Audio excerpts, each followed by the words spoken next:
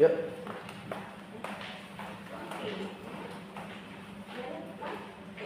Baik, selamat siang Bapak Ibu Guru. Terima kasih atas waktu yang diberikan dan kesempatan Bapak Ibu Guru sudah hadir. Saya akan mengimbaskan materi yang diberikan oleh Yayasan Bali Children Project. Ya, langsung saja untuk mempersingkat waktu, materi yang pertama adalah tentang hak anak.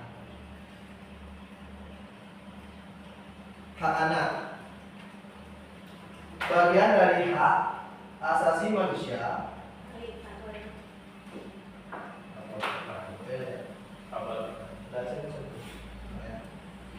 Oke, yang pertama,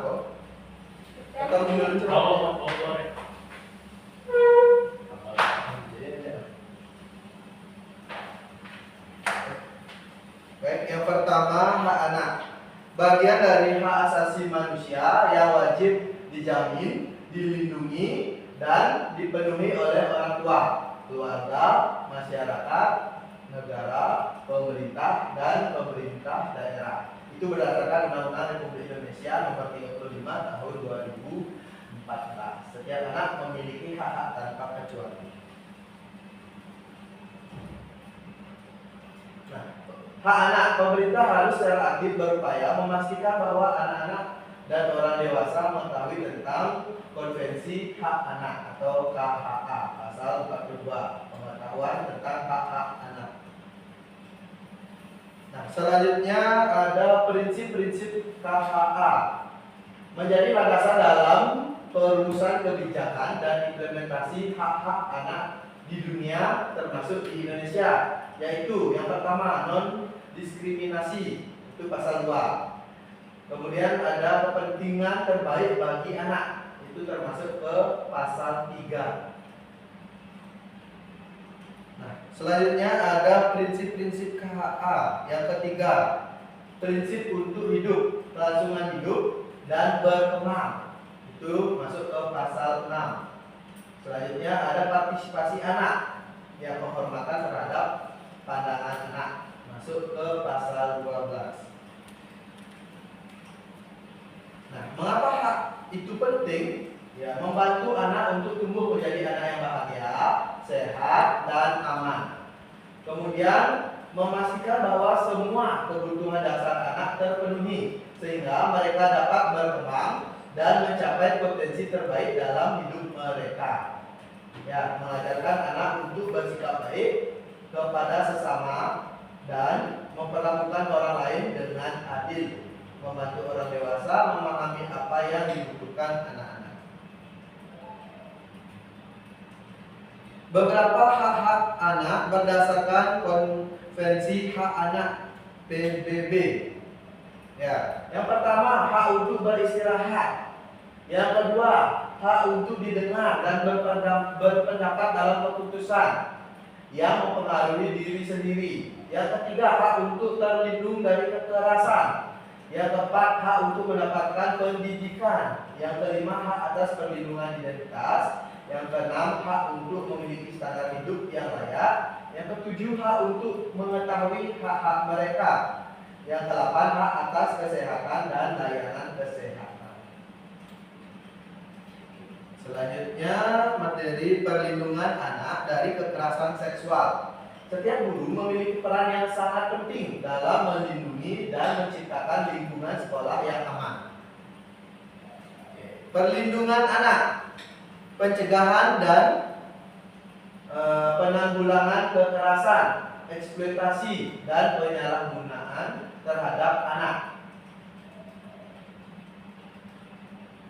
Selanjutnya, menciptakan lingkungan yang memungkinkan anak-anak berkembang, mencapai potensi mereka dan tumbuh menjadi orang dewasa yang sehat dan berkontribusi di masa depan. Oke, fakta. Jumlah kasus kekerasan di Indonesia. Nah, ini ada tabel atau grafik dari tahun 2021 ke 2024, itu grafiknya kekerasan di Indonesia itu meningkat. Ya. Selanjutnya fakta. Berikutnya, kasus kekerasan di Indonesia tahun 2024 korban berdasarkan usia. Berdasarkan usia, ya, sudah ada pada tabel. Selanjutnya kasus kekerasan di Indonesia pada tahun 2024, korban berdasarkan pendidikan. Kemudian kasus kekerasan di Indonesia pada tahun 2024 dalam bentuk kekerasan yang dialami korban. Sekian tabelnya. Nah, lanjut ke jenis kekerasan pada anak. Yang pertama secara fisik, yang kedua emosional, yang ketiga penelantaran anak, yang keempat kekerasan seksual. Bapak Ibu, jadi ada 4 jenis kekerasan pada anak. Selanjutnya bahaya digital. Ya, risiko yang mengancam anak-anak dengan kemajuan digital diantaranya adalah perundungan atau siber dan grooming. Oke, yang pertama grooming. Grooming adalah proses yang sangat halus di mana seseorang membangun hubungan, kepercayaan dan ikatan emosional dengan tujuan mengeksploitasi, memanipulasi atau memanfaatkan korban. Grooming online. Ya, grooming online adalah bentuk pelecehan seksual yang terjadi ketika orang dewasa berkomunikasi dengan anak-anak di bawah usia 18 tahun karena mereka menginginkan hubungan seksual. Nah, selanjutnya ada membangun kepercayaan. Kemudian ada favoritis. Kemudian ada isolasi, intimidasi, pelanggaran batasan tubuh, dan terakhir membentuk persepsi korban. Tanda-tanda grooming. Oke, ada beberapa tandanya. Yang pertama bersikap rahasia. Ya, tentang bagian mereka menghabiskan waktu mereka. Yang kedua, memiliki pacar yang lebih tua atau jauh lebih tua. Yang ketiga, memiliki uang atau barang baru yang tidak bisa atau tidak mau dijelaskan. Yang keempat, minum alkohol atau menggunakan narkoba. Yang kelima, merasa sedih, menarik diri atau tertekan. Kemudian yang keenam, perilaku, bahasa atau pemahaman seksual yang tidak sesuai dengan usia mereka. Itu adalah tanda-tanda grooming. Selanjutnya ada kekerasan seksual pada anak. Bentuk kekerasan terhadap anak di mana anak terpapar dengan situasi seksual atau materi yang tidak pantas secara seksual, baik melalui kontak atau interaksi langsung maupun tidak langsung. Oke, bentuk kekerasan seksual, ya, membuat pernyataan yang mendiskriminasi atau menghina penampilan fisik seseorang, kondisi tubuh atau identitas gender mereka. Kemudian yang kedua, sengaja menunjukkan bagian tubuh pribadi seperti alat kelamin dan atau memainkannya.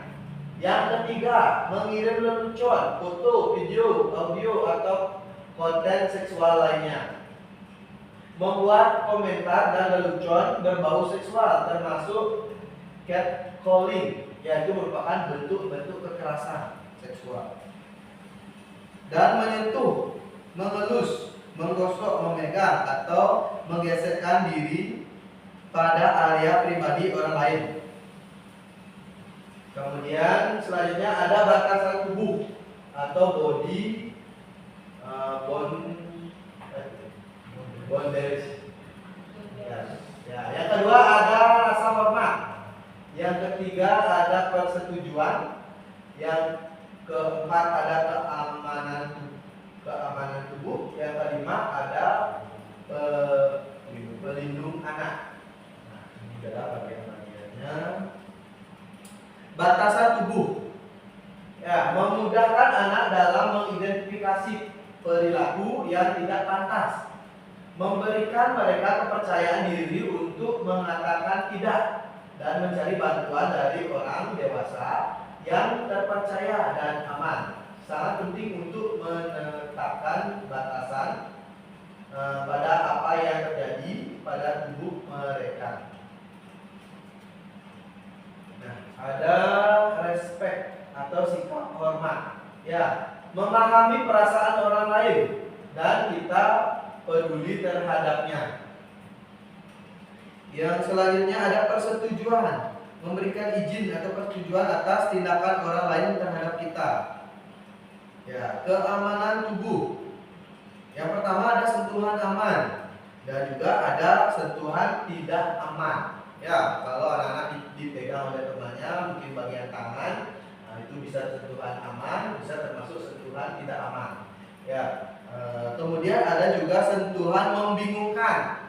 Ya, dengan orang yang mungkin baru, ya, orang yang tidak dikenal, apabila didekati, apalagi disentuh, nah itu akan termasuk bisa termasuk ke sentuhan membingungkan. Sentuhan aman, sentuhan yang membuat anak merasa aman, nyaman, senang, bahagia, ataupun sehat. Nah, contohnya apabila disentuh oleh dokter, kemudian dipeluk oleh ibunya, tapi dia merasa aman. Kemudian sentuhan tak aman, sentuhan yang membuat anak merasa tidak nyaman, jijik, malu, kotor, sakit, dan takut. Kemudian sentuhan membingungkan, sentuhan yang membuat seseorang merasa tidak nyaman atau bingung. Misal seorang menyentuh di bagian pundak dengan cara yang terasa akrab tetapi juga tidak pantas, sehingga menimbulkan kebingungan. Ya, ini ada 3 jenis sentuhan. Ya. Kemudian komunikasi terbuka.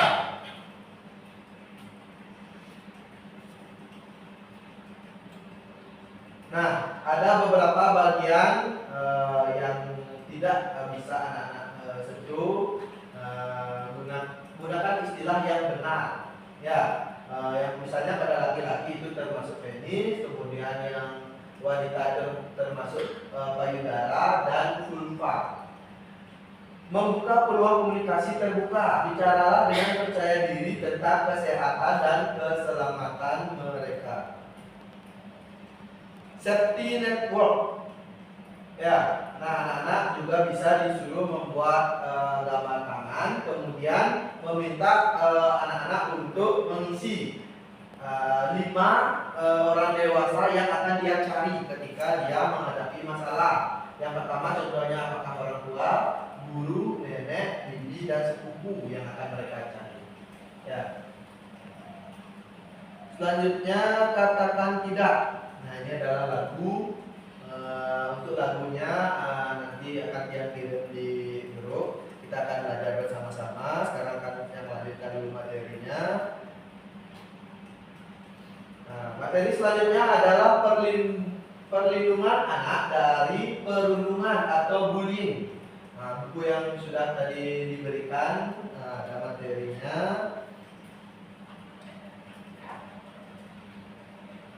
Pada tahun 2024 terdapat 573 kasus kekerasan yang dilaporkan di lingkungan pendidikan, termasuk sekolah, madrasah, dan pesantren. Perundungan atau bullying, tindakan di mana seorang anak atau sekelompok akan melakukan tindakan atau hal-hal yang bersifat menyakiti, mengganggu terhadap anak lain yang dilakukan dengan sengaja dan berulang-ulang. Dalam perundungan biasanya ada ketidakseimbangan kekuatan.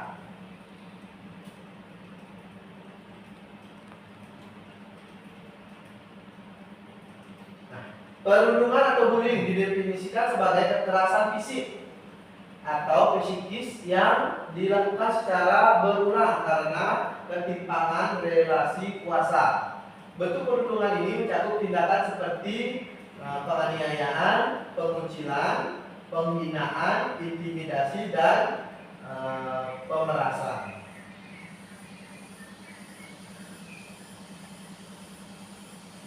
Oke, selanjutnya tindakan mengganggu atau menyakiti itu dilakukan dengan sengaja, berulang-ulang, ketimpangan relasi kuasa atau ketidakseimbangan kekuatan.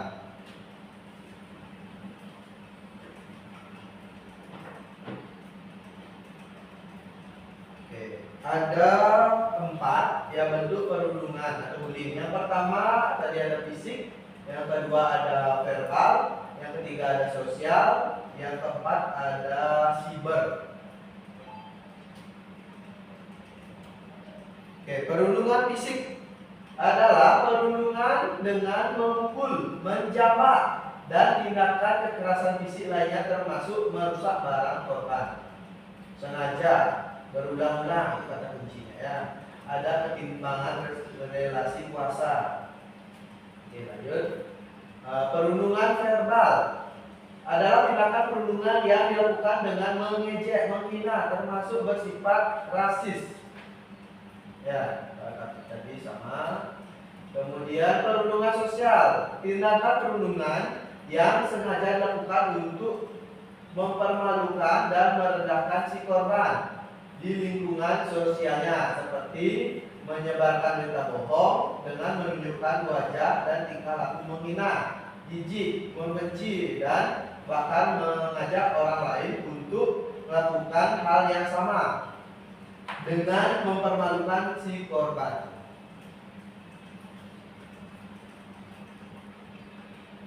Kemudian ada perundungan siber. Ya, perundungan siber sebagai tindakan menyakiti atau mengganggu yang dilakukan dengan sengaja dan berulang-ulang melalui penggunaan komputer, HP, elektronik lainnya, dan software seperti sosial media, layanan pesan, website, atau platform lainnya.